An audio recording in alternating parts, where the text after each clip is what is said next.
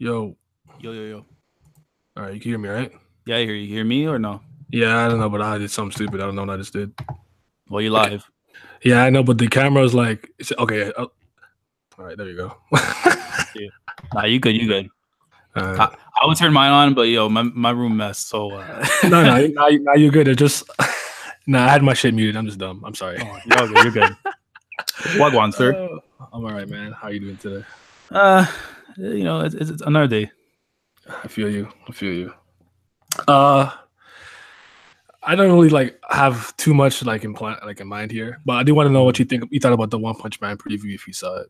Yeah, I didn't see like everything for it. I seen like little screenshots here and there. Then like I saw like it doesn't have like the One Punch Man preview. Sorry. No, I just my thing was playing out loud. Go ahead. Okay. No, but I'm saying like I seen like the little animation things they put, like the characters turning around or like the camera panning up. It's like again, the thing's gonna come out like in April. Like I'm sure that they've had enough time to like set up whatever the production schedule that they needed to for what they're gonna be preparing for the April and stuff. So like I'm not worried about it. I know some people are like going nuts, like, oh, it doesn't look like it's banging off like a trailer. Like, come on, like it's a trailer. It's not the first fucking episode. Like when come April, it'll be a lot better. Obviously, we're gonna see what's gonna be going on, but like it's a trailer. Like I don't know. It's the same thing. Same thing. Like with the people were complaining about the One Piece Stampede trailer. Like they saw nothing. It's like, bro, it's a teaser. Yeah, it's like, come on. This is essentially like any trailer is a teaser. At the end of the day, the main course comes after. Exactly. I don't know. People were tripping, and it's one of those things where it's like, for me, I don't really care if you like it or not. Like, beauty is behind of the beholder, so it is what it is. Like, I can't tell you how to feel about something aesthetically. You like what you like. Yeah.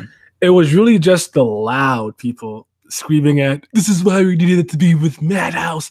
Madhouse is the greatest. Madhouse is everything. Madhouse did is great." And it's like, bruh, this is one of my biggest problems with a lot of people in general. You don't have this issue. It's weird because like I'll check like and see like I'm not as like I used to be. Like I would check the schedules or like like who's on the staff and stuff. Like I used to be heavy on that like 2015 stuff, but now I stopped completely because I'm more manga heavy now. But but it doesn't bug me as much. You pay attention to like sales and the condition of the mangakas and stuff. Where it's like one of the issues I have with a lot of people is they care about the actual content and they never care about the creative process. The content creators themselves, the creative teams, and they don't do any like research. They just yell things that they think is right. Like this episode had all the budget in it. That's why it looks good. And if if you talk to like any animator, you know that budget does not make an anime. Do you need money? Of course you need money. You need money. You need to pay people. You want good equipment and stuff, like space, but it's the talent. It's the pre-production schedule, right? It's the director. It's everyone who's working there. It had nothing really to do with the money, because a lot of people think that One Punch Man had this insane budget. It didn't. It was an average budget. But with that, like I was trying to like tell people, like I said, it's a teaser. I'm not gonna freak out with some stills of characters. Just like kind of talking like it's and my thing is like I wish I cared for One Punch Man as I used to, but honest to God, bro, I saw that I'm like, look, man, give me Mob Psycho 100. I'm fine with that. I don't care for One Punch Man anymore. We in the same boat because I'm not even a One Punch Man stan. It's just like damn. Damn, that's crazy. That's crazy. But no, it's just like I don't know. It's just like with one, I guess from Mob Psycho 100, I guess because it actually has like a story that I actually care about. One Punch Man's like, yo, like as soon as like you said before when we were talking about the Tower God thing, with like once Saitama shows up, the tension's all gone, right? Mob Psycho, it's like, bro, just like a normal story. That's what's going on for it. Get y'all, man. One Punch Man raw. I mean, if we're going for me, if I want to let my inner me head out, then we in there. But I can't care for like something that has like no good story. Like that's just how I look at One Punch Man. Mob Psycho 100 hits. Here's One Punch Man. I don't hate it. It's not really like my thing to that degree. I don't care for it. Like I don't understand your taste, now. You be liking some crazy bullshit. You don't like One Punch Man? Come on, now. Can I explain? Explain. You can go ahead. You know what? Go ahead. All right. So One Punch Man is in itself is more of a parody and satire than it is like a serious series. And for me, I like when Saitama comes and he undercuts suspense, like the suspense and tension. I like when he's shopping and trying to kill mosquitoes. It's like this really mundane shit in One Punch Man. Yeah. That I actually enjoy. When it really started to become this more, I guess, battle focused series with like like Garo, and then you got to see all the other heroes. It's great. I like seeing all the other heroes fight. Metal Batman, Goat, We Delinquents out here, Pompador, all that stuff is fire.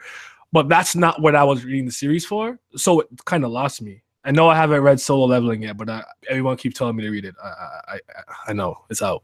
But with Mob Psycho, for me, it's just way funnier. That's really all it is for me. I love it because I'm fucking laughing like every 2 seconds. Like that shit is funny. Reagan go like that shit just funny. Reagan really go. That is true. That man Reagan. I remember watching Weekly, bro, when I saw like I think it was episode 10 or 11. Like towards the end, you know when you thought like he was gonna switch sides or something, and this man completely flipped the script and stuff. I'm just like, bro, this guy is the worst. Bro, this man Reagan was really crazy. As big as a con man he is, like he really like give that man some real life advice, and he be right 90% of the time. And I think what he does too good too with Mob's character, it's just like with him, it's like it's like almost like anybody else. Like we have like our own like meter of how much bullshit we can tolerate, and once it hits that cap, it doesn't matter who you could be, family related, blood related, whatever. You catching hands if you somehow get me to 100% anger, Yeah, exactly. But yeah, when it comes to like the series by one, I have a little bit of a preference to Mob Psycho. Same. Yeah. Nah, I'm just messing with you. I don't really care. I understand. Yeah, but I'll still peep it to see like how One Punch Man's gonna be. But hey, Mob Psycho, bro, the season 2, especially because I think the manga's already done for One Punch Man. Like one finished out up already. So I'm curious as if it's gonna adapt the entirety, I guess, of the whatever's left of it. So that has me intrigued more. I think he did. Yeah. Yeah. Oh shit. That's really? crazy because I haven't read it in like a year when he did the original comic book. I don't want to spoil for nobody, but I stopped after the whole Garu stuff. Yeah, I'm pretty sure it is though. I'll double check because I saw something where people said like it was already finished. So I don't know. But before I move on to the next thing I want to talk about, just because this one is like hilarious to me, just like understand that like when it comes to One Punch Man itself, because a lot of people are freaking out. I cannot speak for the JC staff because I haven't actually looked at the whole staff list yet, and I don't know who's really working on it. But when it comes to like One Punch Man, it's really a Madhouse like production in its name only.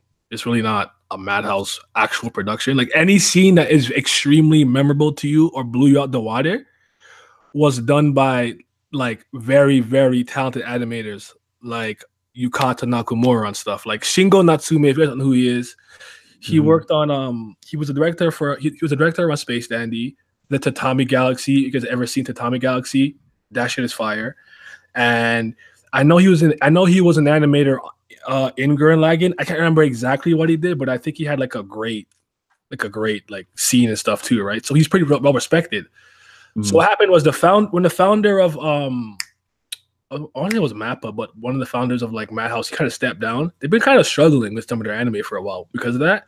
Yeah. And she was just like, yo, we need this shit to hit. We're trying to get these sales. So they got Shingo Natsume to like be the director. And he was like, all right, I'm bringing in you, all of these sick effects animators, background animators, 3D animators, all these people. And most of those guys at the time were working on Space Dandy, which is Studio Bones. Like the actual product of One Punch Man is really not Madhouse.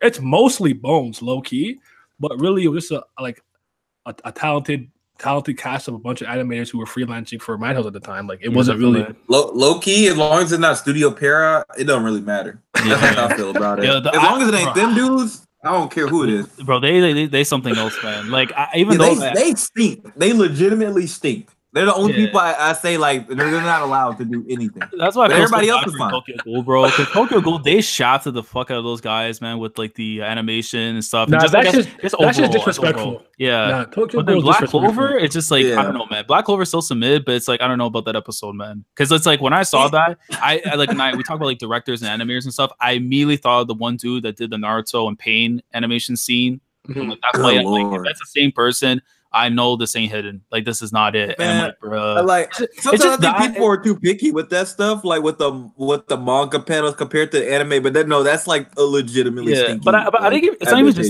even just like the animation too. I feel like even just like the choice of music. Like you can have a good animated fight, but sometimes the music also plays key into like getting you in it. And it's like the music choice that they played, it's just like, what is the atmosphere this? The atmosphere stinks. It doesn't feel serious at all. Like, all the moments that like need to have like that darkness and ambience around it don't have it. You're just like, it's blank.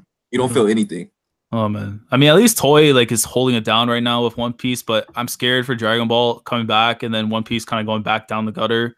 With the anime like that. I hope to God we don't get, if this weekend we get no Dragon Ball, bro, I'll be so happy. I'll be so happy. And it's funny because like my friend like had texted me earlier, like, yo, the new arc of Super started, and I'm like, why did you feel the need to tell me that? I don't care. I don't give a shit.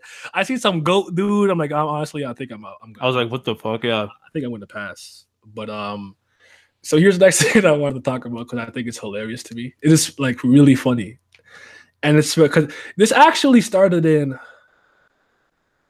I think it might have been in Dustin. I was in a Dustin stream. We're talking about something, and there's this one guy who just kept commenting, watching shonen fans like debate. It's so funny.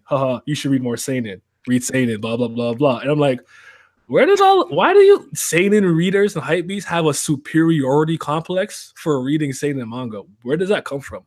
What's wrong with it, bro? It's just them saying like, oh, their demographic is more. I don't know, man. It's just because they feel like the demographic that they're in could hit on a different level or whatever. But it's like it's so stupid because I think any demographic, shonen, josei, whatever, like it has their own story they can tell. Like you see crazy shit happen in shonen and seinen, you can have a lighthearted story still. Mm-hmm. I mean, it just hits a different age group and stuff. Like. But I don't get it either, man. Like these people be wild. Like, oh, because certain series are seinen, that means it's better than shonen. Like, no, it's not. Mm. It's because they over read their series, they over analyze it, and they're like, look at this deep meaning behind this character praying to God. Like, shut the fuck up. That shit ain't that deep. Sometimes it's surface level. It's like how I feel about Holy Land. Sometimes they think that shit's deep. It's not that deep, honestly. Mm-hmm. It's really not. You'll be.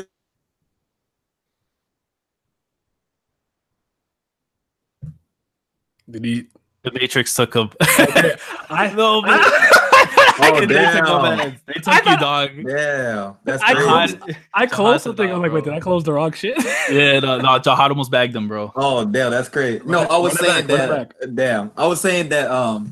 That they overanalyze their series and they think too damn hard about it. It's like how I feel about Holy Land. People read it and they're just like, look at this. I'm like, it's not that deep, bro. Honestly, like you could find that stuff in some kindergarten anime, honestly. Like you honestly could find some of those same things. People just like over analyzing their series, so they think it's gonna get more out of it.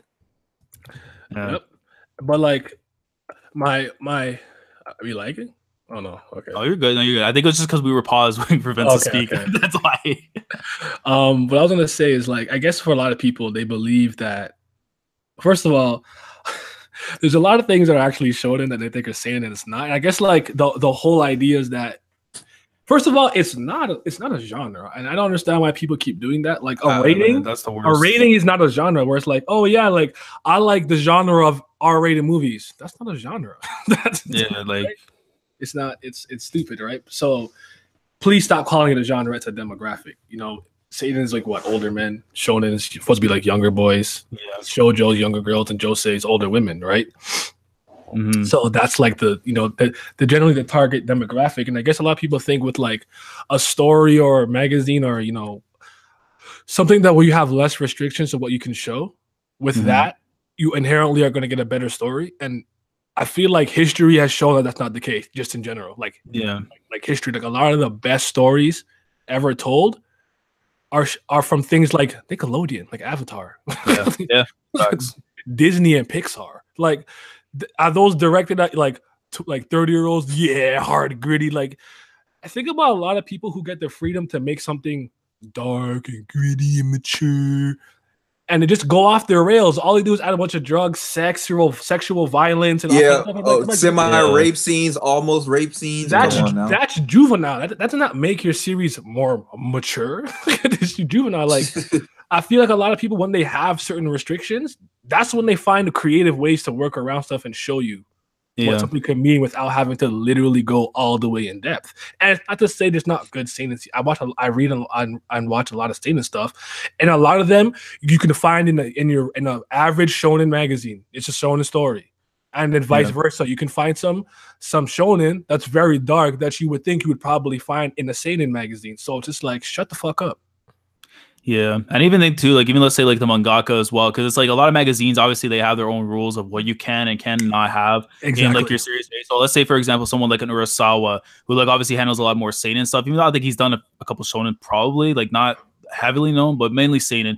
But it's like certain topics that he can talk about or wants to do and stuff. Like he can have that freedom because like the magazines know like he can push it to that envelope to the next level without having it become stupid or redundant. And it makes sense for what he's trying to do afterwards, right? Same thing like with Oda. Like if you look at Oda, like I know people like they don't say like, oh, One Piece is everything. It's done, you know, all the craziest stuff you could think about. It's like, no, the guy just knows how to write these things, make it make sense without having to go too above and beyond.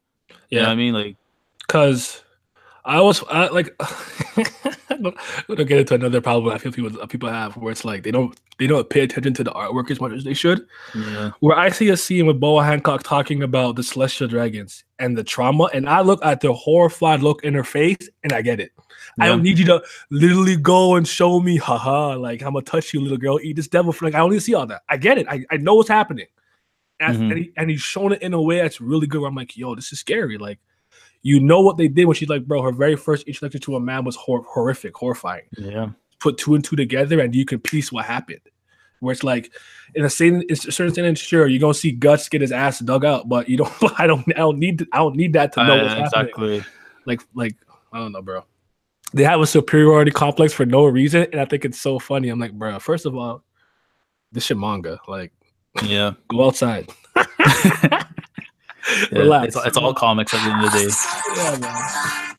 What the fuck? I don't know. Vince My bad. It was ringtone. Okay. Jahad calling in. But yeah, man. three orders, yo. He said you gotta stop impregnating the princesses, bro, in the tower. He know about you. Facts. Hey, damn. That's why he's active. He's like, what you do with the Dory? Where's she at? Oh shit. Listen. Where's my hitman at? But yeah, and then I don't know, because like I think I seen, I can't remember who I saw say it was like, yeah, like just because like, you know, a story is gonna be darker, the writing will always be better. And I'm just like, well, point that out. Point that out. Where is it? Where is it? I mean, I'm not even gonna front. I used to think like that, low key. I used to be like, oh, this used to be like more mature content. But then, like you said, stuff like Avatar, it's really good writing and it's still for kids. But it's like if you're older, you still see the deeper intricacies of the writing. That's really good writing. That you could put it a kid at face value, and a kid like won't think anything too crazy of it. But for adult, you see it. And it's like I always find that you're really talented if you're able to do that. We're kind of like someone can watch Incredibles, and it's like the kids can laugh at the goofy shit, and the parents could be like, "Oh, this is how it feels to really deal with kids." Right? It's like there's something for everyone who watches it. So. To me, it's a little more impressive in that sense.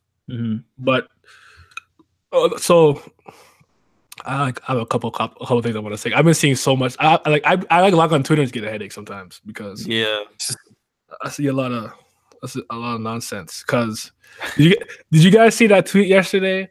I don't even know who the girl was, but she tweeted something where like Shonen Jump has their new little magazine thing, right? And then they're like, she basically said, "Oh, the comics industry is dying, not dying." With like the the SpongeBob like the sarcasm, So she did it like that, and then someone like quote tweeted it like, "I can't believe Western comics is trying to take like credit for what Eastern manga's been doing." And I'm like, yeah, you called them brain dead. That shit was hilarious. I'm like, you can't. First of all. That's one of the first things I saw. I'm like, bro, that's not what she was doing in the slightest. And then you could just tell by the way she was doing it that she doesn't see them as two inherently different products. It's a graphic novel. You have pictures and words, and you put them in a book, right? Right. And I'm not telling you guys there's not differences between them. There are stylistically, in terms of their morals and ethics, their place of origin. A lot, and I always say, like, I find this on a general basis, action is just better in manga. Like, I don't know if you know this. Apparently, in in Japan, like, actually, if you watch JoJo Part 5, you would know this to some degree with Mista. because he hates number 4 for what it means and how it's unlucky. Kind of like how over here the number 13 is superstitious for us. Like I don't know if it's all around the world, but I know for like buildings in like Toronto. Yeah. Let's say you have a 20-story building. There's no 13th floor. It goes 12, 14. Yeah. Yeah. The superstition. So in like manga, you couldn't like show like somebody with like 4 fingers, or on TV. Because I think if I remember correctly, Piccolo has 4 fingers in the manga, and the manga was whatever. But on TV, because of like the superstition, they gave him 5. So there's just certain weird things you just couldn't do, and obviously Japan, like they're just different. Okay. They're just different, and there's certain things they can and can't show. I would say with Korean stories, I find that there's a huge emphasis on beauty and looking really good. They care about it a lot. I would say over here, low key. Oh my bad, I didn't mean to cut you. I was gonna say, comic books low key kind of remind me of webtoons. Even though there's like a lot of destructive stuff happening, but I feel like the action is better in manga, like you said. Yeah. And then like over here, we're a little violent. I'd say we're a little violent. Yeah, we take it to the next level. Yeah, and then I'd say like Japan just weird and different. And like if you go to like France, like French countries and stuff, they're a little more sexual, but like romantically sexual. Like they're okay with showing. Yeah, because Japan different. So it's like there's always going to be differences in the cultures and stuff, but it's like inherently I never understood how you can see a manga and a comic book as these two completely different things. It's like it's very similar in nature. I don't understand that. I never got it. I don't know. Maybe it's just me, because like in Japan they don't like be like, oh yeah, that's a Western cartoon. Like they just call everything anime because it's animated. Because one of my friends, he's a teacher down there, and like they don't actually really make that distinction. Like I know humans like to categorize things. It's easier to be like cartoons, manga, webtoon. Like you want to categorize. That's fine. Yeah. But are they completely different? Like no, it's just a picture book. Yeah. I don't know, man. I don't know. I think it's weird. The comics, it's like it's almost like for anything. It's like if the story doesn't grasp me, or like I guess it doesn't like. I don't want to say it doesn't appeal to me, because then it's like I'm being like an asshole. But it's like when I look at it, it's like okay, the story doesn't look like something I'll enjoy. It's different with manga. It's like okay, I'll give it a shot because maybe to the eye it's a little bit more appealing at times. But now that I've kind of like seen comics a little bit more, shout out to Deadly Class. Right. It actually is some fire though. Like, there's some good stuff. I think it just for me depends on the story. Like art, it could literally be like stick figures. But if you tell me a goat story, like I'm in there for it, like. Yeah, I guess it's just a lot of misconceptions. I don't know, maybe because I just grew up on both. I never had these misconceptions, but it's like I feel like manga, like comic book only readers, kind of have a lot of misconceptions about anime and manga, and then vice versa. They have a lot of misconceptions about like comics and stuff. They think literally every comic book ever made is a superhero comic, and I'm like, why would you even think that? Like, think about how many diverse genres of manga there are. Like, you didn't think that would be this. You could find romance, sports, mecha, like all that exists in comic books. It's not just superheroes. I don't understand that. I mean, I think it comes down to those people that who only know of Marvel and DC. Like, you say like Image Comics and stuff. Obviously, like if you look at them, I would say like just from what I know, they look like they have a lot more diversity compared to a Marvel and DC. Because obviously, the main thing for them is the superhero parts for them, from what I see at least. So like with them, I can see why they think that. But I don't know. But yeah, I don't know. Is Vince still there? Oh no, you muted. Okay. Did you see the thing BMC was talking about yesterday about like women's portrayal, and like I think he specified to shonen.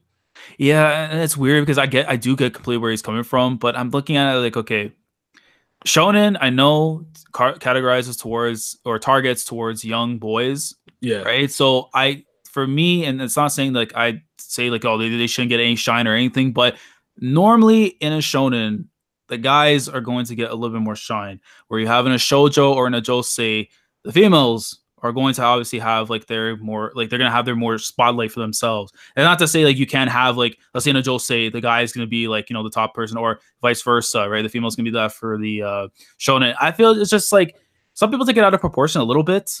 Like I know, like, and especially let's say like for like The Promised Neverland, you have Emma as like the main character, and then you have Viz like putting Ray or like Norman as like the guy and stuff for them. And I'm thinking, okay, that's like where it's crazy, because it's like if there's a female lead, that's your lead. You got it, like that's the person you're supposed to be promoting.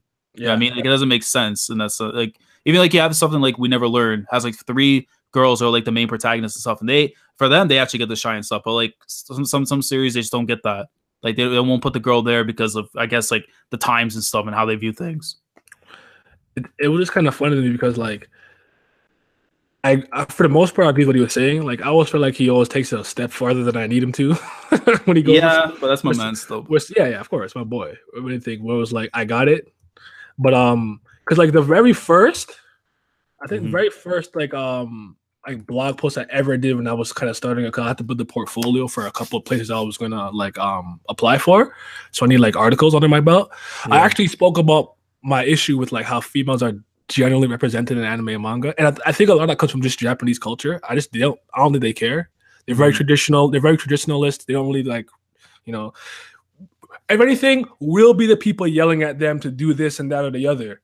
Where there's like, no, it's fine. Like they just, it's their story. It's in their story. Japan has their way of doing things, and they do what they got to do, right? So yeah, it's that. Where it's like I don't want to be tone deaf. Where it's like when I hear it, like I agree with a certain degree. And you know what really made me notice that? Like I tweeted it. It was really when I started reading a lot more Image comics, because there came a point where over here we started to really try to push diversity. Think with like Miles Morales, right? Starting to push a lot more LGBT characters. Starting to like. I started seeing a lot of great comics with female leads. So I'm reading Monstrous, I'm reading Saga, I'm reading Bitch Planet, I'm reading Rat Queens, I'm reading Low, I'm reading East of West. And they have all these great characters. And then I read some manga and I'm just like, and then just like, just walk up like, hey, little lady, like, want to come play with us? And then there's kind of like a sexual assault. Like, every like, that's wild, yeah. Do better. Like, what is this? Like, yeah. So why do they always got the same scene all the time? I'm just like, God damn. Like time for a bathhouse scene. I'm like, come on, bro. Like low key, it be giving bad stereotypes. Niggas really gonna go to Japan and look at the corner. They be like, oh, so that's the corner where niggas do the race. You know, like, come on now. Yeah. So you're giving yourself a bad name with some of that stuff. Really bad. And then they try to, and then a lot of times I find they fall into the dere. Tsundere, yandere, kudere, dere, whatever. And I'm like, this is like the laziest characterization you could do for any character. I hate this. Like, just stop. Make them a real human being. Make them a real person. And exactly. Make them a real human being. Nobody likes people just because they picked up their pencil in kindergarten. That's not how that stuff works. And even if you did, you change your mind. You don't just keep liking them forever and just like be that stubborn about it. That don't happen. Yeah, it's just, I don't know, bro. Because I remember I had like a phase in college where I was like, yo, I felt like women were not being represented well, and I went on a hunt to find anime and stuff with like great like female leads and stuff, and that's actually how I got into Psycho-Pass.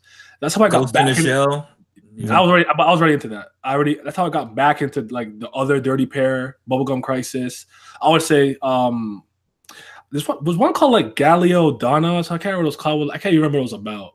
Some three girls in the like mechanics and stuff, but it was pretty cool.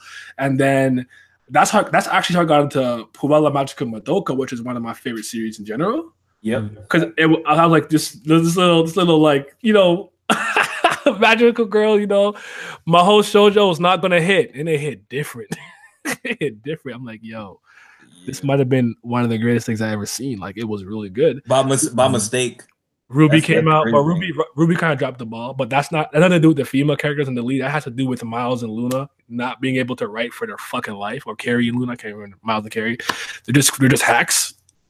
I'm not gonna spoil. I'm not gonna spoil. He's like mute. I'm not gonna spoil it. But yeah, I felt what he was saying though. I did. I really do. But I don't think Japan gives a I know. It's just like you're not gonna change like a whole nation's or like I guess like a whole industry's view and how they want to handle things. Like that's why like you know they have the demographics for a reason. Like you know if you want to read something where I guess like the females are gonna like have more shine and stuff, and you know what happens in shoujo, to them that's there. Do I agree with that style too? Not really, but it could have been just small things though. Like I don't think they need to do big arcing changes. Sometimes it's the little stuff that can make series better. Yeah, like you know, if we watch Naruto, I mean, we always give Sakura flack for being trash, and people be like, "Oh, she wasn't that bad," and I start naming off her accomplishment. But I'm like, but in comparison to the team she was on, she's garbage. Not even close. But she didn't do anything to part two. You shouldn't settle for not that bad. How would I get good or great? Yeah, like when like especially that, yeah, especially that one line. Remember, Sakura was like, "Oh, like I'm on the same level as them." I read that. It's like your friend. It's like your friends are gods. Yeah. And it's like me not yelling. It's like me not yelling at the character. It's me yelling at Kishimoto. It's like, bro, I know you're the one saying this shit because it's your story. So what the hell are you talking about, bro? She's nowhere near. Like if she was out here boxing like Akatsuki members and stuff, like throwing actual hands, maybe got some licks in on Madara, then maybe I'll come to an extent and say I slightly agree with you. But at that point, nah, dog. It's just like sometimes the female characters progress, but then they get a doopy romance and then they like fucking degress all the way back. I'll be like, damn, she fell in love and now she a housewife.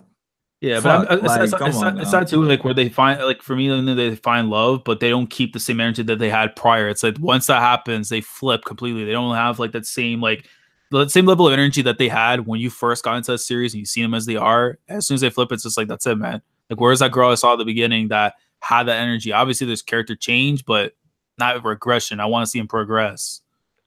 Yeah, I don't know. They gotta do better. I don't think they will though. Yeah, I mean, even the webtoons, I would say, like, has done a good job too, from what I've seen. Like Tower of God, when you look at that, it's like I feel like even like when you look at the thing with the whole princess and stuff, and how like fighting for Jaha and stuff, which is a crazy thing in the grand scheme of things. But it's like they haven't been treated poorly at all. Like they have their own personalities. They all do things. They got feats, and they don't just because Dorsey likes Bam, she didn't change. It's like my biggest problem of like what's her name, like Misaka. Like it's like her personality was literally Eren. That's not a personality. Your personality can't be everything about one character, which is my issue with it. Where it's like, they like Bam, but the personality is that I love Bam. That's not their personality. They have their shit, but they have But I don't know. You gotta do better. Because I feel like while like I'm not trying to say like, oh well, all manga, every character like I have tons of female characters that I love that are great. Yeah, watch Monogatari. But like, I'd slip that in there. But 2019, I promise. He had to inject. But I mean, I agree. Rachel's a real person, but it's fuck Rachel. But yeah, definitely. Yeah, real facts. She's a great character. You can't argue that. But it's like Western society, we're not there yet. We're not there yet. Like when the cartoon and everything, we're not there yet. I still feel like they a lot of these series they try to like. They have an agenda in mind. Yeah, too much sex appeal sometimes too. Which is the problem. Which is the problem. Where it's like you make something like She-Ra and the Princess of Power, and I'm watching it and I can just see the propaganda, right? Where it's like if you just made a good show and you tried to make an inherently good product, but your character was LGBT or whatever, I promise you it will flow way more. Nobody will care. Nobody will care either. Trying to push that.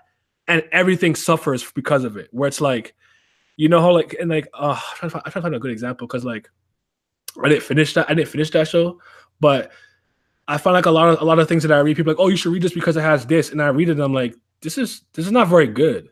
The main character. I could give you 2 TV shows example of they do stuff where they try to make like the gay representation, they push it to the moon, but it sucks. You go ahead. Okay, so The 100. If you ever seen that, I dropped that. That shit. That shit mid because they try to push this Clark being gay thing. She's not gay in the books, but I don't think. At least I don't think. I didn't finish reading them hoes either. But she's like the first like bi character or something on TV, some main character, something like that. I remember that. It's just like they're forcing it. They're trying way too hard with it, and also how to get away with murder with the gay main character. I'm like, why is this whole character having sex with other men to get information? Like, why are you pushing that to the moon? Like, I don't get it. Like, he can be gay and not have to do all that. Yeah. Like, I'm like, you even over-sexualize the gay people. You over-sexualize the women and the gay people. Like, good Lord, please. Because they don't know what they're doing. Or like I said, you just gotta try to create a good product and have these characters be real people. But at the end of the day, when they go home, this person is straight, this person is bi, this person is bisexual. That's all it really is. Like, they're just regular folk. I don't think people get that. Like obviously, I know some of them do the most, and they go to the pride with like dicks on their head and stuff like that. Those are the loud minority who are just being weird, right? Or just doing the most. Where it's like, bro, tons of people you talk to and hang out with, they're no different from anybody else. Their sexual orientation is just different. At the end of the day, they're like they go to work, they do a job, they work out, they do this and that and the other. And then when they go home, instead of me smashing some puss, smashing some ass. Like it's just all it is. Low key, I had to learn for like the gay community, some of that stuff is supposed to be quote unquote indicators. So that's why they have like the flamboyant voice. Because like I don't really like flamboyancy in anybody, not just gay people. I just find it an annoying trait. So it's just like if you're flamboyant, I'm probably not gonna like you. It has nothing, the fact that you like another guy. And like people kissing in public, I don't like you doing that if you're a man or a woman. Or a man and a woman together. Like I don't care. Like that shit just annoying. Like go inside, go get a hotel. It's like when a character has to speak with like the Spanish accent or something. I'm like, if you know, like a lot of these people who grow up here or have been here long enough, they could turn that off, right? Like my dad's Jamaican. You wouldn't know that unless he's talking to his mom or somebody who else is Jamaican. You never. He's been here long enough that his accent he could turn it on and off at will. Yeah. Same thing with my mom. She's Trini, so she can just be like, be chilling talking to me and turn around and she put on a Trini accent and it's like, this is what it is. Yeah, I wish my parents were like that, but they're apes. Wait, don't call them apes, man. They are. I'll be honest. Listen to me. They like them trying to text in 2018, man, is like the worst because they be hitting me up with the Portuguese and the English and like some next language, bro. In the text, I'm like, yo, I can't. Google Translate can. Don't kill me. Now we do that sometimes, man.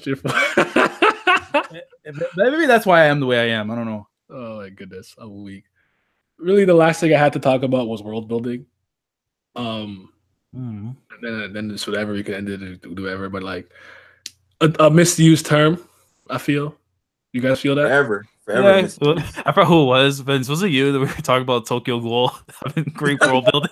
No, that was Blah's tweet. We were on. He was just like, "What do you mean in Tokyo? What world are y'all talking about?" It's still the greatest thing. That's a top 5 tweet. I was like, bro, there's no way some human being said that, bro. Nah, Void, you right, bro. Sometimes I'll be like, I'm here. I'm like, yeah. I'm talking to my friend. What's going on, man? Damn, you see it? You done? No, yeah, whatever. Yeah. And I get a phone call like, oh yes, I'm here for interview. Oh yes, good morning, hello. I'm here. Like I put on the white man voice with the quickness. Like I feel like every minority do that though. We all do that because we know they be like that. You got to get it to work. Yes, indubitably. Like I turn on the flowery language in a heartbeat. It's crazy. It's so funny. But yeah. But like one thing I'll talk about world building is the difference between, I guess, that and really establishing a setting, because there's a slight difference where it's like your world isn't inherently more interesting because it's my eye is fucking hurting me. What the hell? It's not inherently more interesting because it's a fantasy world, steampunk world, cyberpunk world. All of that has to be relevant to the story and the characters in it. The reason, as much as I'm not really like a Toriko stan, the reason why Toriko's world is really good and like One Piece is because the world actually is alive and it interacts with the characters themselves. Yeah, you could die in those worlds if you're not paying attention to the environment, the grand line, the sporadic weather changes in the New World and stuff, lightning rain, meteor rain in Toriko, like that shit will kill you. The environment is alive. It's trying to, like, if you are not careful, you won't get clapped by a pirate, you won't get clapped by a monster you're trying to eat, you'll get clapped by the weather. Yeah. Okay? That's a great world. That's an interesting world. That's a world you can interact with. Like Toriko, you could eat the trees, you could spark a cigar, smoke booth. Like that's an interesting world. Yeah, and even like little things of like, let's say like for the main character, like say for like Luffy, like how he starts off like in East Blue, it's just like any regular like little village and stuff. But when you go to like different islands and different places and stuff, obviously there's a change in culture, change in the weather, change in the people that are there and stuff. That kind of like opens up a bit more because then you look at like where he started. And look at all these places are completely on a different level. And when you start doing that, it opens up the world even more because it's different from what you saw at the very beginning. Because if everything starts looking the same with what you saw earlier on, the world hasn't changed. It's just the same fucking place the whole entire time. Yep. You know? But, I don't know. These people are different. Because now I want to tell people, like, just because, Spider-Man, because Spider-Man goes, because Spider-Man is in Brooklyn does not make Brooklyn an inherently uninteresting place if you establish a setting in a way that's good. Sometimes you want to reflect the realism of Brooklyn with Time City Square or whatever. I don't know. I'm not from New York, right? Whatever. And all those places. And the world is alive because it's really New York. Right? Where like Miles would say something where it's like, these are these are how like New Yorkers perceive other New Yorkers, right? Just because something's in Tokyo doesn't make the place uninteresting. If you establish it, you make it a place that's understandable, and there's like, you know, it interacts with the characters where it's like, okay, maybe you go fight in an abandoned warehouse and stuff like. So you have places like that where you can have your battles and certain things like this, like crows. There's like this place where they'll go and fight in the forest and stuff like it's not a particular like it ain't no dragons flying and burning shit, but like the environment is still interesting because you established it well. It's a good setting, and it's really that's really all it is.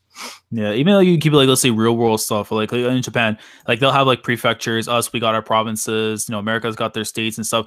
Everyone has like a little difference to them at the very least. So let's say if you're gonna have like something within like. Because that's what I want to ask, like for world building, right? Let's say we were going to keep it within a country, and let's say that we do, like, say Japan has like the prefectures. Obviously, everyone has different accents. They eat different things. Like they have their own differences. Would you still consider that to be world building, or that's just as it is? I can't call it world building, but like everyone else is just different within their own thing. Like, does it have to expand to the rest of the world to be really considered world building? No. Okay. It doesn't have to. I think one of the most important things is just that the setting is like understandable and digestible, and in a lot of ways, like, you know, what is that? What does fucking Tekken always say? Geography is everything or something. Kind of think of it in that sense, where it's like I'm trying to think of I'm thinking of another series where it's like it's somewhere crazy, but it's still interesting because you Scott Pilgrim, because Scott Pilgrim is literally Toronto, right? Yeah. When I was like, wow, this is really Toronto, like. I saw downtown. Like I saw back when bus fare was $135. Yeah, bro. Like $350 now. Yeah. Like all those things. Like if you're not from there, you may not be able to pick up on certain things, but being kind of historically accurate to a place actually adds a lot to it, especially if you can understand it or you've been there and stuff. So establishing a setting, having an understandable setting, world building are not exactly the same thing, but your world is not interesting just for being fictional, and your world is not less interesting for just being in a realistic place or setting and environment. But yeah, I agree with that. I feel like world building, the thing that makes, for me, world building most interesting is that even if you, like I say, it's a historical place, it kind of like grows as you write the story. You spread out, you get new places. And like you said, it becomes a part of the story. Because you have stories where it's like, it could have been an interesting world, and it's like they do stuff, but it's just a background prop. It's not world building. You're just using it as a place. So these people, it's like, okay, here's this city, but it has no history. It has no interesting tidbits about it. You don't really use it. It's just like that's the place where they have their battles. Think about JoJo, where it's like their fictional title memorial, but they have like, you know, when Joseph says something now is like a landscape where he fucking punched that dude into like a structure and stuff. Like those little things like will make the world a little funnier, a little more interesting.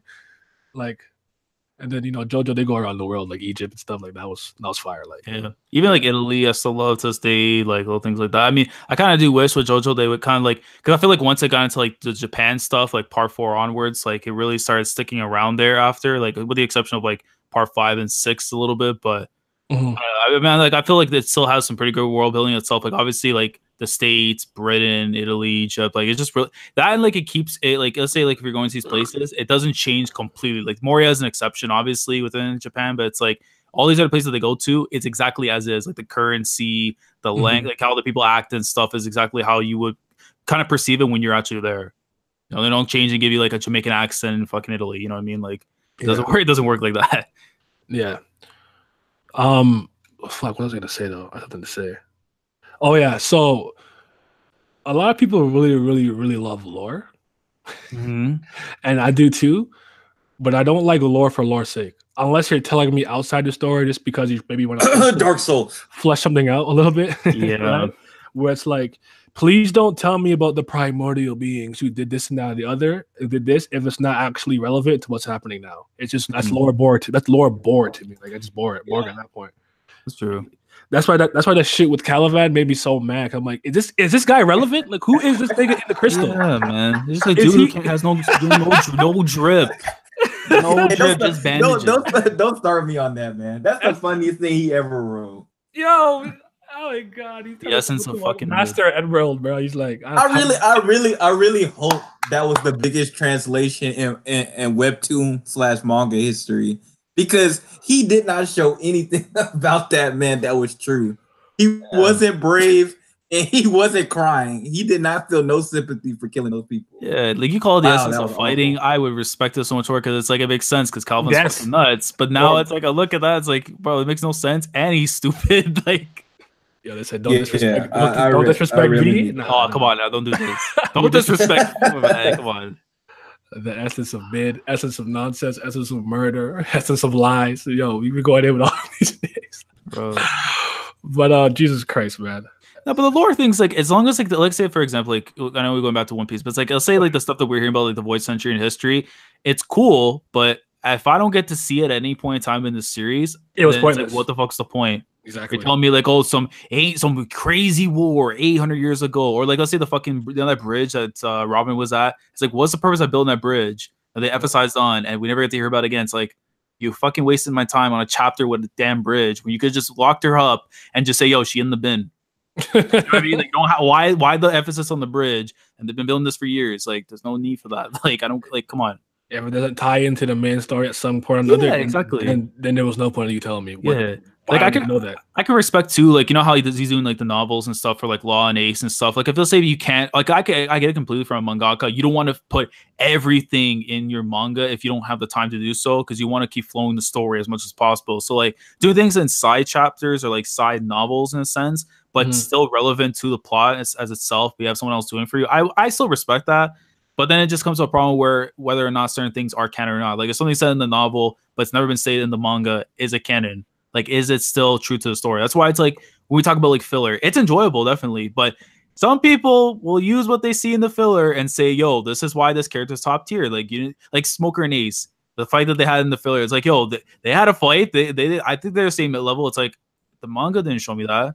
So what the fuck do we mean? So it's like, they had like one clash and actually dipped. Yeah, it's like, you know, when people push the narrative, like, you know, the filler is gonna do wonders and stuff. Like, I know, like, for sure with One Piece right now, like, they're putting filler into Hokkaigan for certain stuff and things because, you know, they have to make sure it's still flowing with a one chapter per episode thing. But it's like, if I talk to somebody after Hokkaigan, they're gonna tell me, yeah, this is where Luffy, you know, he's already Yonko level by the time he finished Katakuri. It's like, yeah, because they're fleshing out the fight. Like, I see him with the machine gun thing. That was pretty cool, though. Yeah, that was dope. But it's like, look, if I saw that in the manga, raw. Like, I wouldn't reference it to be like Katakuri could do this. Yeah, but it's like, oh, Katakuri got a machine gun. What do you mean? Like, I'm like, what? What do you mean? Like, yeah, I wouldn't reference it.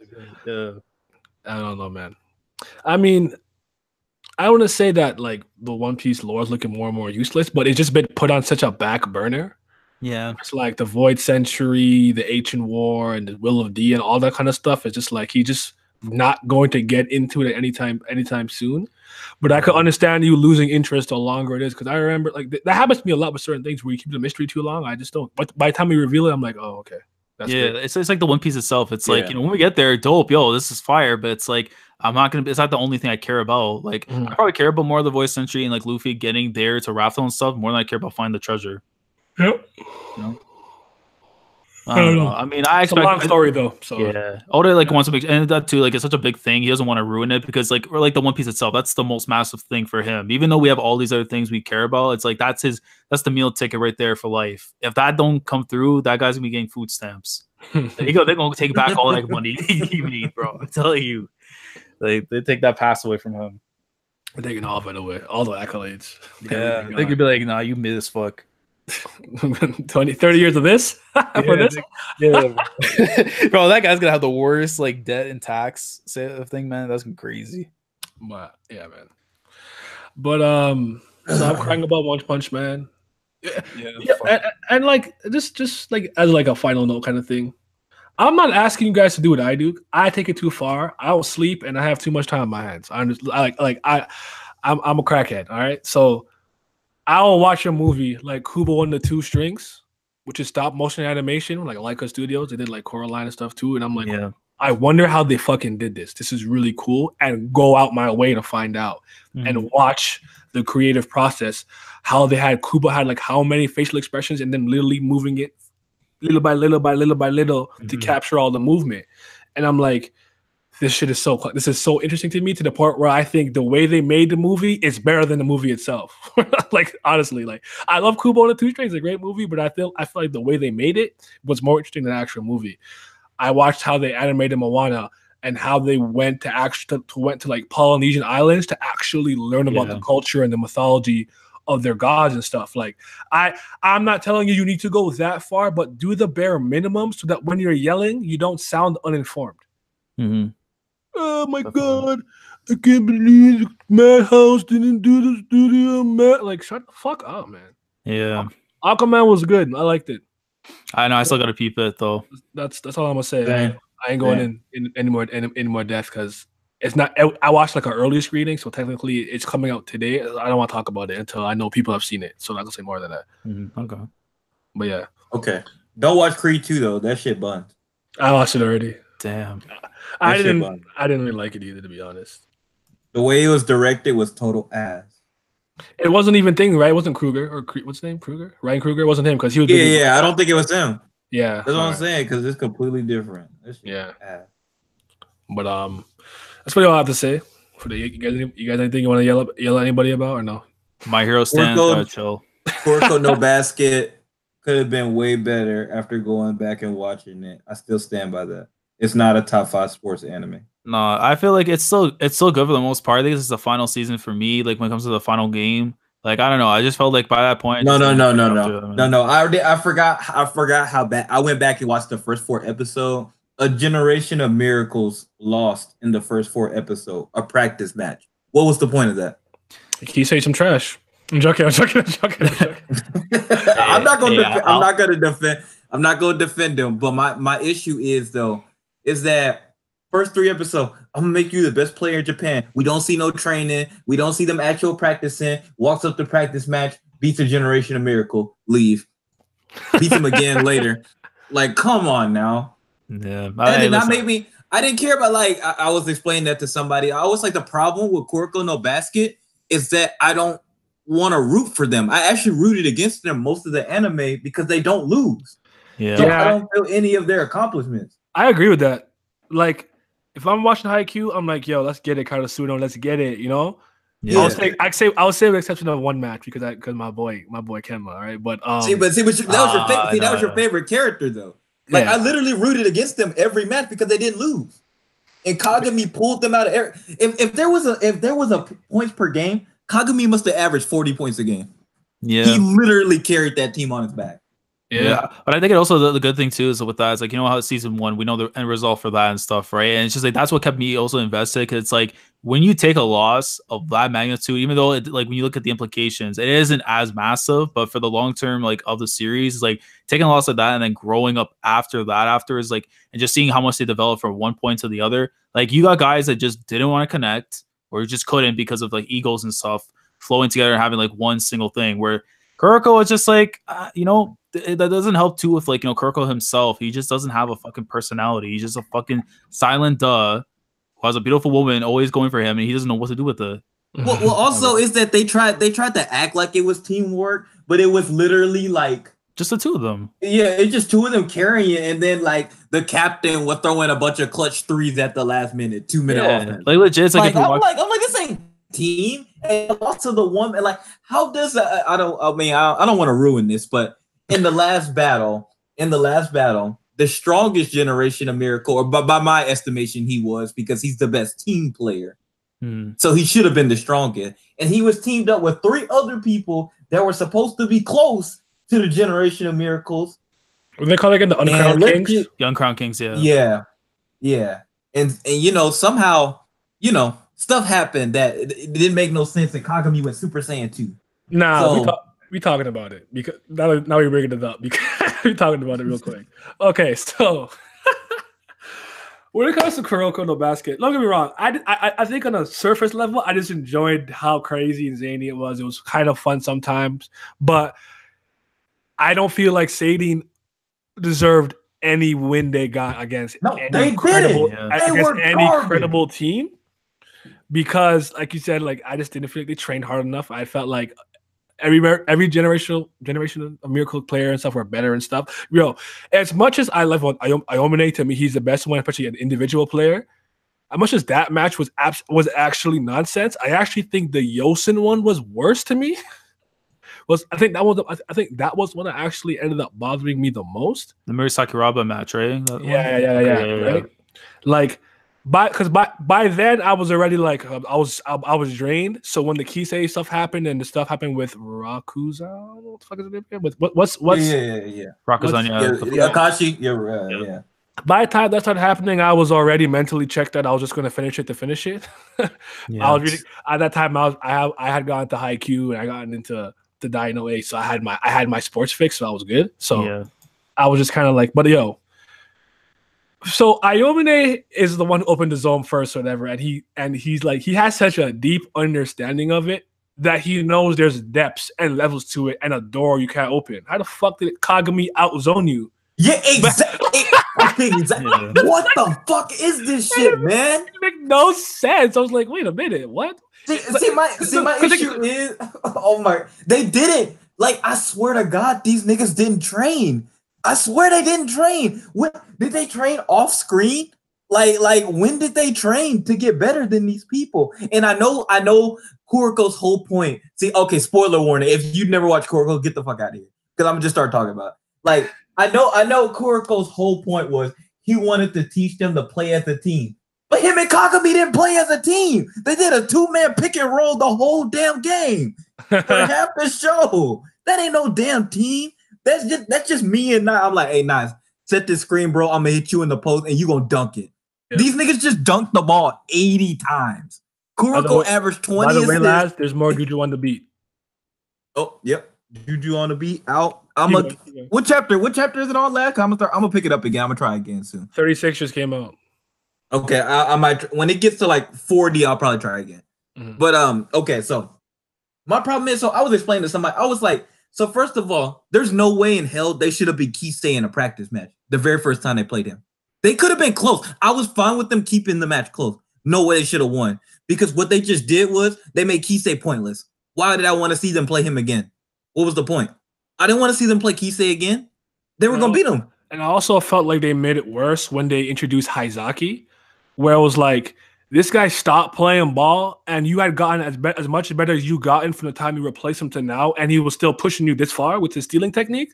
Like, by the time it was time for me to really see Kisei and his perfect copy, I'm like, I really don't give a flying fuck about you. You trash, right? Right, exactly. They tried to cover it up with powers, but literally they did so many things wrong in this anime just from a building and making you care about that team. Like, why weren't they playing regular teams until they got till the like Haikyuu? Like, they practiced with the elite people and stuff like that, but they played like some regular, even though they made you care about the other people, but they weren't playing dominant players every single time.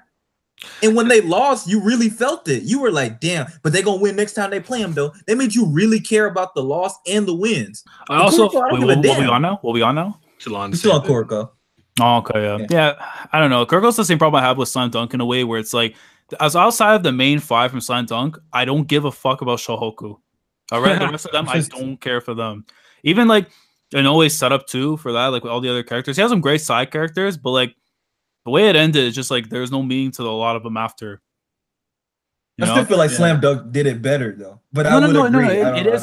I still feel it's an amazing series. I can never give it the gold status because I think Inoue really could have took it to the next level, and where he had that game, because it's still one of the best games in sports, but I think he could have done it a lot further than where he placed it. This is why, but that's why both of these make me mad, because I honestly, in my honest opinion, I feel like basketball translates the best to anime, other than boxing, and they just not that good. I say baseball's pretty good. Baseball's definitely good. I've been boxing. You know what? That's true. Yeah. That's true. They do baseball really well, and I'm shocked how well they do it. I guess because that's like a really major thing in Japan. Yeah, I was gonna say like they actually fuck with baseball. Yeah, even like soccer, which it bugs me to hell. Like soccer, I know they have Tsubasa and Captain Tsubasa. I don't give a fuck about Captain Tsubasa. Those proportions don't go on whatsoever. But like, I've yet to see a soccer manga or anime that actually like connects with the way how Japan like treats soccer. Like they love that thing as much as they do with like baseball and stuff. And there's no good series out for it. Like, yeah, there's not.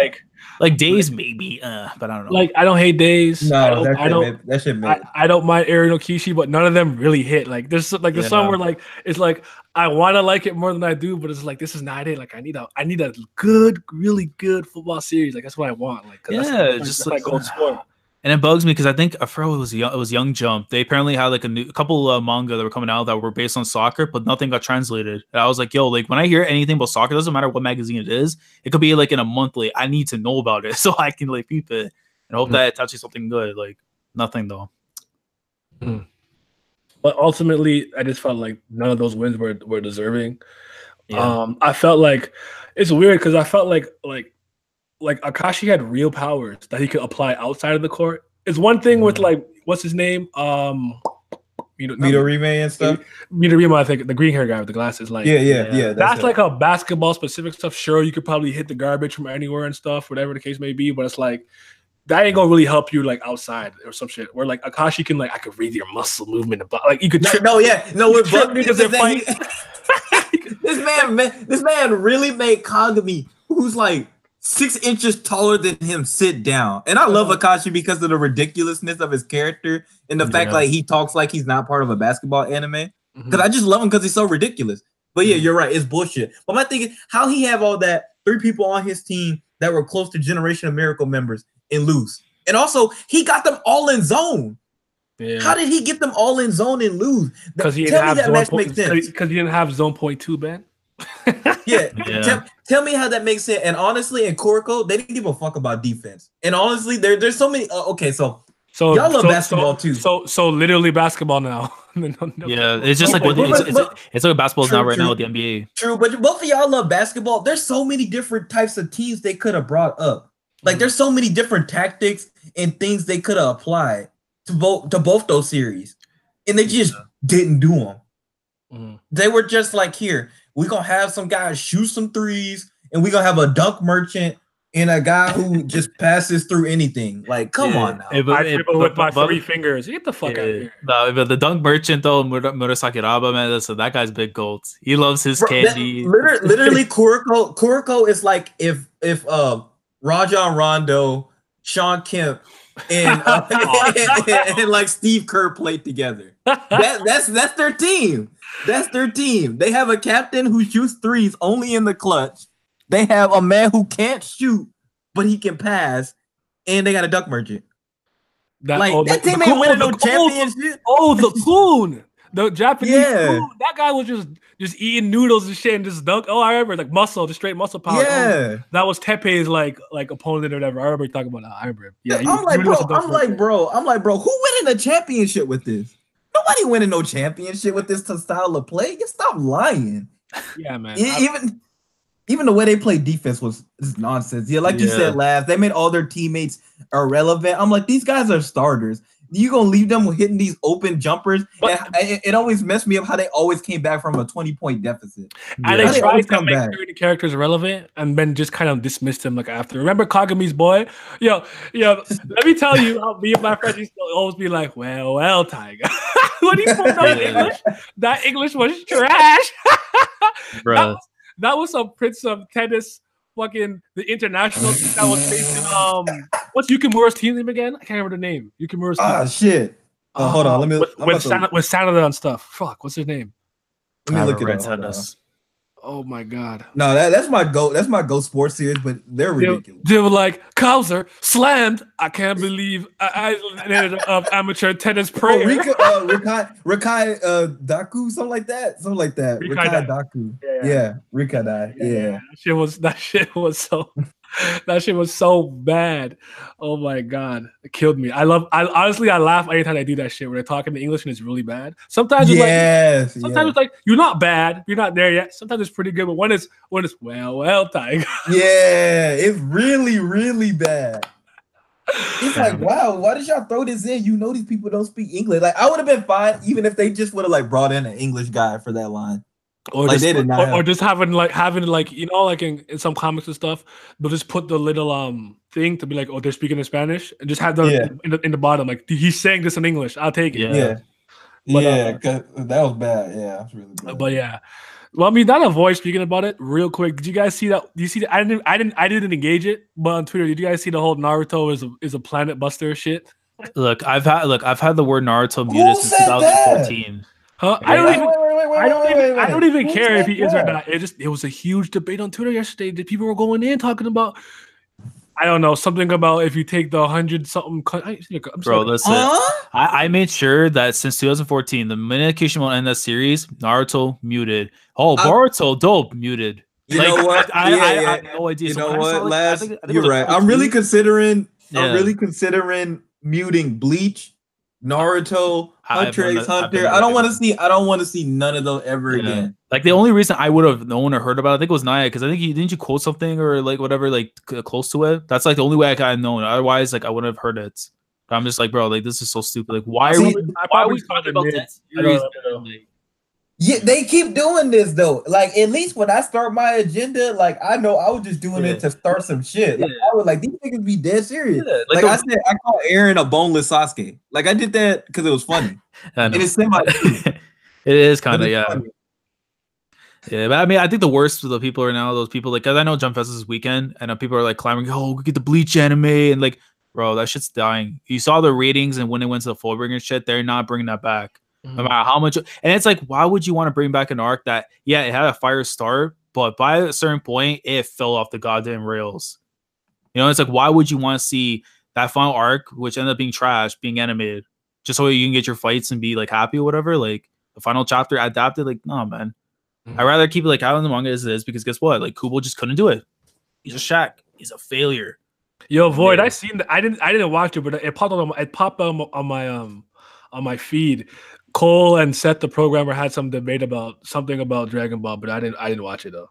It was Dragon Ball's in Naruto, because I saw they were going out about the Akatsuki, like if Minato, I think it is, because solo the Akatsuki or something. Oh, I don't know. I think that was Suikage, wasn't it? I think no, because I remember it was something with Seth and with Cole, because I remember he got tagged by Afro for something. It had like Minato on it, so I'm like, oh, okay, might have to be with the Akatsuki, but I don't know. No, I'm really trying to find a tweet because I know I muted it after I. Sometimes I just talk shit and I'll just mute it and mute the conversation and go on with my day. Yeah. But I just want to find the tweak so you can see the reach that he did, because it was just funny the way he like explained it. It was just crazy. He was talking about the countries and all kinds of nonsense. I don't know what was going on. I think this is it. Is this it? I don't think so. I don't know. I don't know if this is it. I'm gonna pull it up though, just so it's funny. It's just funny because to me it's like, because a couple of people like, yo, did you see this? And I'm like, I don't actually care. Like, let's say he is. I don't remember enough of Naruto for me to be able to actually go into a debate like that, because I really don't care. It's like, I erased it in my mind. You don't need to know enough. Mm-hmm. It's stupid. But yeah, I think here's one of them. But there's another one that was way worse, where like he was talking about something else. But like this guy was going in, whatever, because he powered up the whole army. He can do this and that and the other. And then I don't know. You started. I don't like when people who clearly don't have an understanding of actual science try to go into it and use it for fucking power scaling. Where it's like, listen, you don't actually study this shit. Like you're just using it. That's over the top. Why they even need to do that? Like, what's the point of that? This is how you're supposed to power scale, though. This is like you're supposed to do the most. You're supposed to get a panel, take the character in relation to a tree, and say he's about 6'2", meaning if you cover this distance and like. What the hell? Why are they making it this difficult? Most manga and anime not planet busters. Like you act like they have to be. That's okay. Dragon Ball Z and a couple others are the only ones that clearly destroy planets. Why do you need to be planet busters for? I don't know. That's pointless. What is destroying a planet gonna do for you anyway? Because my character have 500 more power level than your character. Listen, man, you're right. This is why power scaling gets annoying, because it's just like. Oh yeah, speaking of power scaling, that don't even make no sense, man. I was gonna say, speaking of power scaling, I got something off stream I got to talk to you about after Naya. Okay. I kind of know what I think it is, and I was thinking about coming or trying to get in, but I don't know if I want to. But we'll see. My head be hurting. But I have to admit though, I used to be those guys. Like when it came to power scaling that deep, I was that like I'm talking like 2011 to like maybe like 2013, 2014. I was the guy who would get a panel, measure the character in relation to something else, and talk about how you covered this much ground in 0.3 seconds. Therefore, he is this fast based on the like I was that at one point. But I just said if you put them on an equal playing field, who would win? That's what I used to always say. Yeah. Mm-hmm. But all right, I'm gonna head out now, I guess. All right. I'm kind of hungry and stuff. Good Lord. Good Lord. But yeah, yo, real quick, do we have any other information on Slapshot? What the fuck was it called? Slapshot? I can't remember what it's called. Akira Amano's hockey. Oh, the one shot, yeah. So nothing's been stated yet for it thus far. Like, it wouldn't surprise me if like maybe sometime next year we hear something after, because usually it's like a lot of series that get like their little like one shots and stuff. They don't get adopted right away. They wait until like a way afterwards. So I don't know. I expect her to come back with something sometime next year, because I want to see it. I want to see if it's good. I'm looking forward. I'm over looking forward to getting a good hockey series. Yeah, because we don't have nothing like that in anime or manga at all. Hockey? Oh, I'm interested. I was trying hockey interesting. Yeah. I don't watch it too much, but I've always found it. You know what it is? I stopped caring about hockey for so long when the league sucked, and now that they're actually playing good, it's like, oh, I'll peep it. So like now it's like I'm interested to see how if they were to adapt it, because I think Amano could, as long as she has like a structured story to it, because like the sport itself, you can make it good as long as you don't overcomplicate it after, like having like, oh, he can shoot from from the other opponent's in net and stuff and score. Like I don't need to see that. Let's just get like raw talent, just let's see these guys like go in like. Yeah. Hopefully Hot's good. Someone said she should just make Hitman Reborn 2.0. It's called LD Live. It's in space. I heard that's not that good. Yeah, and it's like a boneless Hitman Reborn in space, to be honest. You know what's funny? Because like I only was an anime only for Reborn, but I remember like way back I had a beef with her because of the fact that she ended Reborn, because then right after she went on Psycho Pass, I think it was, to do like the character designs and stuff. Yeah. And I was just like, because I heard about it, right? I'm like, yo, you really stopped Reborn to go and do that. So for years, I never wanted to peep Psycho Pass because of that fact. It's a stupid reason. But then now I got into I'm paying like that. I'm like, yeah. So I'm like, bro, come on. Like, you really end some heat to go and work on this that ended up having a season 2 that's like some mid. Like, you know what I mean? Like, I don't know. Like, I know it's just character designs, but it's like, yo, draw more Hibari, bite me to death. Like, give me Kudos. I was gonna say this too real quick. And I forgot what I was gonna say. I don't remember. I have something to say. Shout out to Lambo. Lambo out. That bazooka raw. Yeah, hockey would be dope. Damn it! There's something I was gonna say. I feel like it was about. Oh yeah, like you know why I hate the sound of music. What the fuck is the movie called? Oh god. With your name? No. It's like you didn't watch Psycho Pass because of that. Oh yeah. Like something really petty. There's a movie I don't like for one scene, and I don't even remember what the fucking movie is called. I think what with the Sound of Silence with the witch, and she killed her with water. And there's a scarecrow, the robot. Is it anime movie? The Wizard of Oz. Wizard of Oz. Fuck. There we go. Like, what are you talking about? I could not remember the name. I was like, what? Yo, I'm dead. I was big lost. I'm thinking like an anime. I'm like, what the hell? Yeah. I am garbage. I was like, I need to watch this anime. This just sounds wild. That's crazy. Okay, so there was one scene, right? Or I think it is Dorothy. They're like, follow the yellow brick road. They're singing and dancing and jigging and like, yeah. And so like the yellow brick road, it leads out to like the town to like wherever it is. Yeah. My girl walked to the middle first brick and went around and around and around and around and around and walked on the town. I'm like, you could just walk to the right, turn the movie off. Done. I was fucking mad. I don't know why. It pissed me off. She could follow the yellow brick road, just leave. She really went to the first square where it started, and it went all the way around in the circle and left the goddamn town. I'm like, nah, it's not it, Chief. I'm out. Yeah, and people call that a classic. Nah, for that, it's mid. Yeah, that's good. That's crazy. That's a witch with the water, bro. Like, yo. I know they killed her with water. I'm melting. I've seen the scene. I watched it, but I don't know, bro. All right, I'll see y'all. Me and my mom about to run, Aaron. Yeah, I mean, I'm about to end this. And thank you guys for coming. All right, bro. Send me that Cole thing. I'll check it out a little bit, see if it's good. And yeah.